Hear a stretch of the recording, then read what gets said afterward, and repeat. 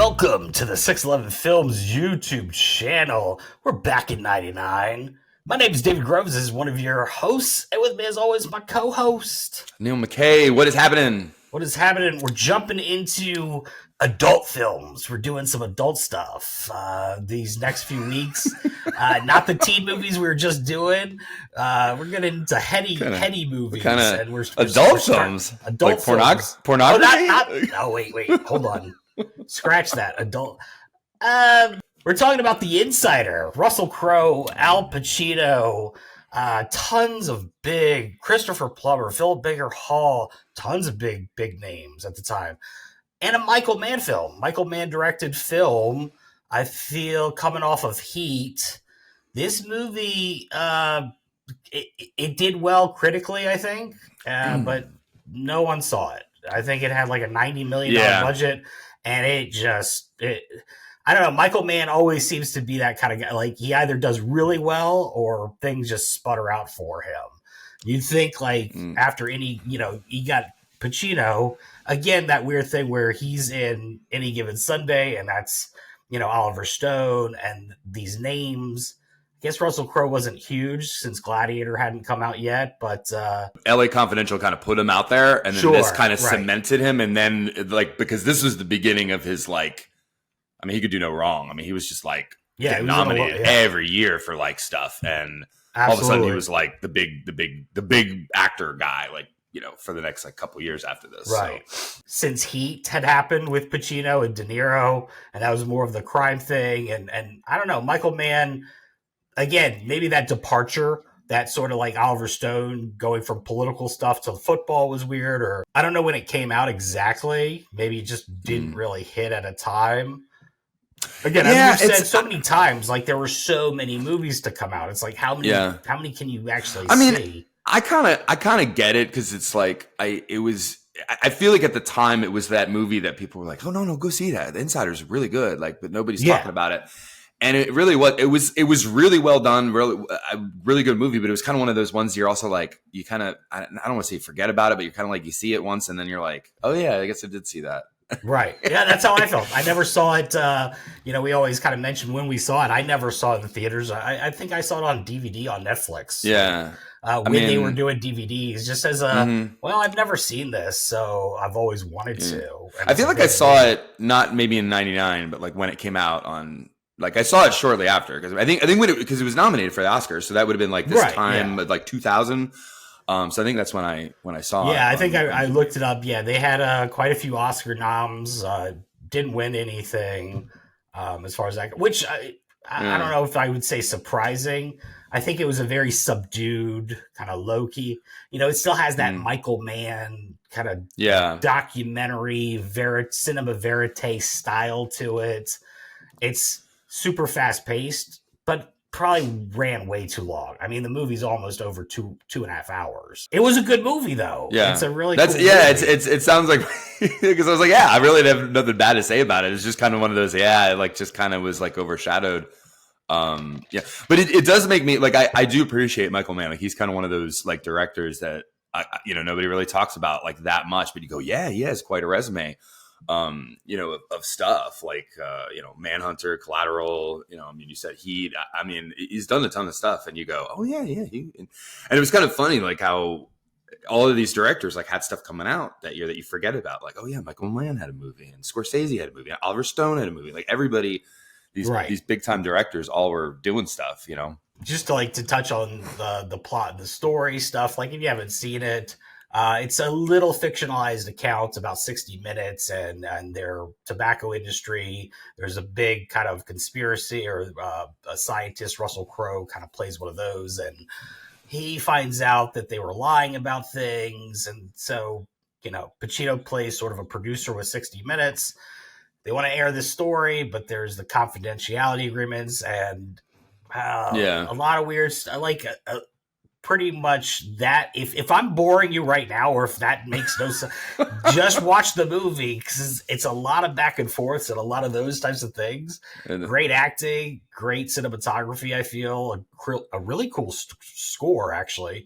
For a movie that's just about very simply the tobacco industry and A little bit of Yeah, behind the well, scenes with 60 Minutes, which is cool. it was like, I mean, it was, I mean, everyone kind of knew at this point cigarettes are bad, but this was kind of the whole like, yeah, but the tobacco companies are putting extra stuff in there to get you hooked. To keep Yeah, it was the nicotine. And that was like the they whoa, were what? enhancing nicotine. I feel like that was the big. And so that was what was like, holy crap, So that was the because it was based on, it was like you said, a fictionalized account of a true story. Right. This really happened, I think, like earlier in the 90s. Like this. Yeah, this it was based on an article and stuff like that, and I'll show a link to that. So yeah, and what was actually kind of funny, or I don't know if this is exactly true, but I feel like I remember it watching it the first time. There's never someone smoking in the movie itself. Like you never see someone actually have a cigarette, like in the offices and this place. Cigarettes are not even shown at all in the whole movie, which I thought was kind of cool. Yeah, that's interesting. Yeah, it's I always like it always trips me out when I do see like smoking in movies because it's just so, like, you don't see it anymore. Yeah, but like of course like anything in like the 60s or something, like everybody's chain smoking and stuff. So it was just fun. It's just interesting. It was nominated for Best Picture, right? Insider? I believe so. Yes. I don't know the exact. I think there was quite a few nominations for it. I know Russell Crowe was nominated, right? He got Best Actor nom, and I think I'm wondering if Pacino got nominated. I would assume so with that. I mean, it's Pacino. Why not? But again, like I said, I think Michael Mann is just kind of like that. Manhunter supposedly too, just didn't really do that well first, and then he goes and does Last of the Mohicans, and that was great. I think that did really well critically and commercially. Yeah, no, but he's one of those guys you go, oh yeah, like he's kind of flies under the radar a little bit. I think it's like he's never like mentioned like with the big name directors, but he's kind of like he's done some stuff. So he's done some stuff, yeah, exactly. And I think it's a good movie. So if you guys want to check it out, I'd say go check out The Insider. It's long, but the pace is really good. The editing's really fast paced. It's kind of a cool story. Yeah. So I'd say do it. And then you'll forget that you saw it a year later. And then, in a week, you'll be like, oh, yeah, what was that cool movie I watched? I was like, oh, yeah, I did see from that. From 99. All right, guys, thanks so much for watching this episode of Back in 99. We'll see you again on the next one. Later.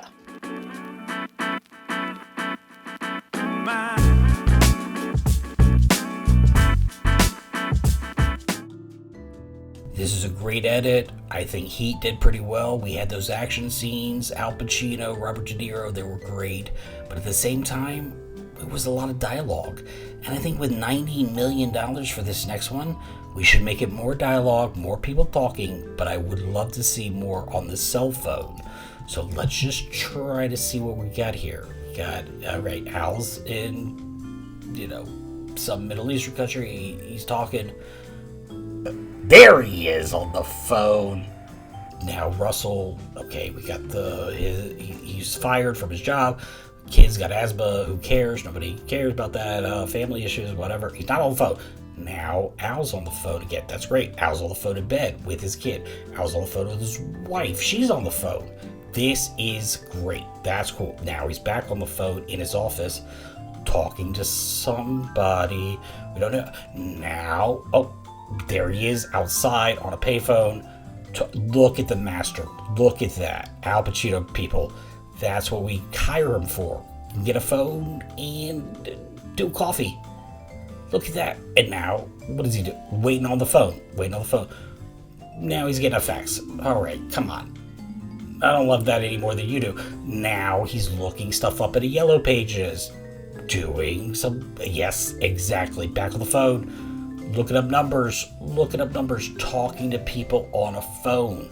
This is cinema, people. Love it. All right, well, they gotta meet, I guess. Him and his cohorts. Oh, okay, and now Russell's gotta meet all the other people. Okay, whatever. Now he's on the phone. Watch this. This is the Gladiator. Nobody's going to know that till a year from now. But watch that. Look at how cool he is on a phone. Now they got to meet. Shaky cam. Yeah. Crazy. In a car.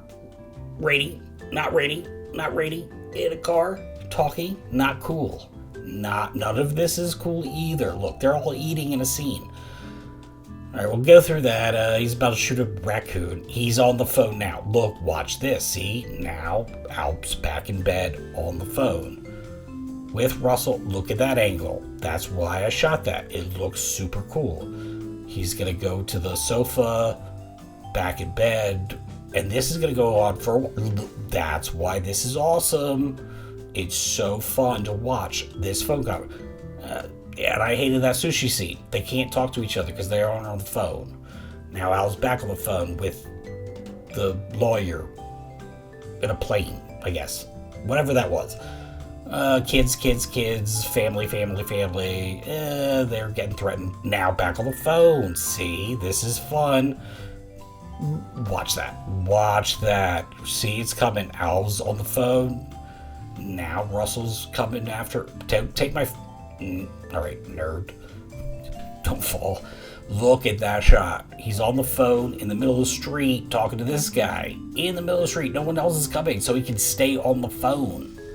Now they're at dinner together. Nobody likes each other. They should have been on the phone. Now they gotta do the interview, the 60 minutes interview. Okay, whatever. Now he can be on the phone in high school. That high school that he's working at now. Why there's a payphone in the middle of high school, I don't know. But why not? He's got to be on the phone. He's pissed. Now they're both pissed they can't be on the phone. Oh, the bad lawyer, he's on a phone. They're all going to the courthouse. Now, to deal with this whole thing. Yep.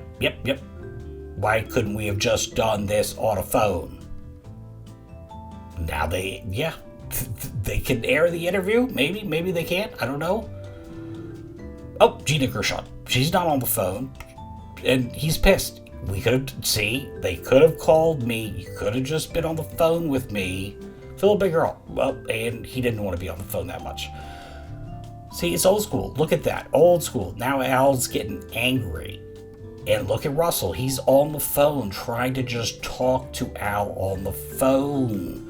Again, that's why this is cinema. Everyone else wanted to talk in person and just talk. He's now back at the high school talking with Al again. It's a lot of talking on the phone. This is so good. This is why we had $90 million. And now he's back on the phone. This is what I spent that money on, to have people on the phone with him. And then, we got to sprinkle in them talking together in a boardroom or somewhere. But look at how angry they are. They're angry that they're not just on a phone. That's why I brought it to the beach. See, now Al Pacino's on the beach talking on the phone with Christopher Plummer. And now he's leaving, of course. But Al can talk on the phone with great cell service. This is 98, 97 that we shot this? It's amazing cell service. He's doing so well. And another cell. And now Russell Crowe's got the cell. It's perfect. Right at the beach with waves and everything. They could hear each other. They knew what they were talking about. It's amazing acting by these two titans. And of course, we got to go back. We got to keep it on the phone. Keep it on the phone for the rest of this movie. But look at that. It is so cool to see them on phones. Debbie Mazar, right there. She gets on a phone too. Give her something to do. Al's back on a phone, then back on a payphone, cell phone. Doesn't matter. As long as he's on a phone. He's pissed off he's not on a phone right there. Yep, tell him Christopher Plummer. If I can't do this job at 60 minutes on a phone, I'm out. And that's what he does. That's the movie.